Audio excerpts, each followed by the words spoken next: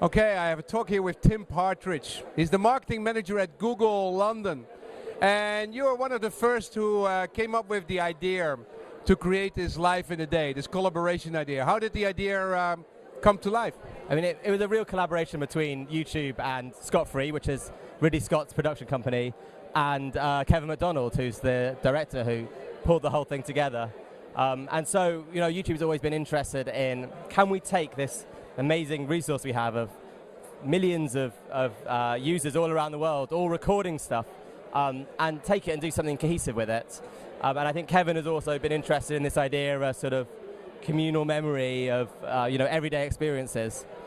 So together we combine to create life in a day. So this all happened when Google was 5 years, had its birthday for 5 years? So it started with, it was YouTube's 5th birthday actually. So it was YouTube's 5th birthday, which began, which was a few years ago. And that's kind of what kicked it off. We were thinking, can we do something big for the 5th birthday? And then also, this number has now been exceeded, but at the time, 24 hours of footage was being uploaded to YouTube every minute. And so we thought, is there some way you can take all this video, which is really just you know, a record of the world we live in, and create something with it. What a fantastic project to start with. Now let's talk about numbers. We all hear these 85,000 videos which were sent in a period of... So everyone had to record their videos on the 24th of July. And by the 24th of July, what we meant is the 24th of July where they were. So the period of time was actually 50 hours if you take the first moment it was the 24th of July on Earth until the last moment it was 24th of July on Earth. So they had to record it on that day. And then we gave them a week to upload it. And part of the reason why it was quite a short period to upload it is that we didn't want finished films. We didn't want people to edit it or add their own music. We really just wanted the raw footage that they'd created so that Kevin Macdonald and his team could then take that footage and make their film. Okay, so they had 50 hours recorded and they had 7 days. Now, how much of that 85,000 movies made it to the final film?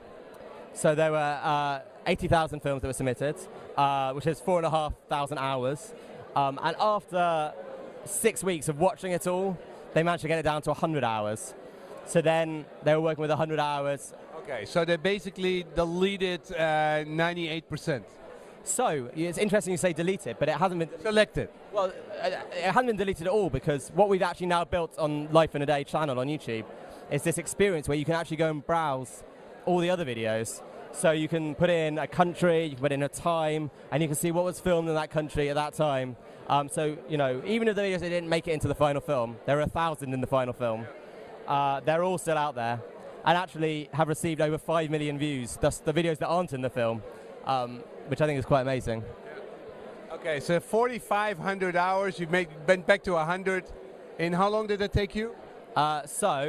Kevin had a team of around 20 researchers who sat in London for about 6 weeks, and they watched it all the first time round, and they rated it and tagged it. So then we had the top 100 hours, and then Kevin and Joe spent maybe another 3 months cutting that 100 hours into the 90-minute film that was shown tonight. And did a guy who basically made Aliens and all kinds of famous Hollywood movies, how did he, I mean, it was, the material's not perfect. Some material is fantastic, some of it is not perfect. He didn't mind, he could see through it? Yeah, I mean, I think Ridley Scott has been involved in lots of films. I wouldn't want to speak for him, but I think he saw potential in this idea, and you know, he took a risk. I mean, the whole thing was an experiment, and I think one that paid off in the end. What's the total budget of this movie? I'm not sure if that's a public number. I'm not sure if I can actually talk about that. Is it 3 million, 5 million? I'm not really sure what the actual number is, I'm afraid. But but it's not a $100 million budget movie. It wasn't a $100 million budget movie, and the interesting thing about it was that, unlike most films, this film was shown on YouTube the day of its premiere. So anyone who took part, anyone around the world, could tune in and watch it for free, live, as it was broadcast at the Sundance Film Festival a few weeks ago. Yeah. So when can the normal public view it? So it will be coming back to YouTube later this summer.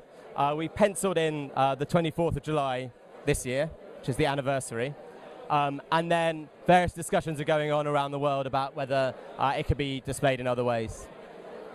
Because I mean, I already had a lot of Twitter people saying, when can we see it? Why do we have to wait so long? What is this with YouTube, or making us wait? Well, I think there was an amazing opportunity to watch it straight off. So we live streamed the film from Sundance. That's never been done before. But then there's also, to build in some time to let it be seen in other ways. But it will definitely be back on YouTube later in the year. You'll be able to see it for free. So this film is being distributed to anyone who'd like to see it. Coming to you, YouTube, once in a life in a day. Thank you very much.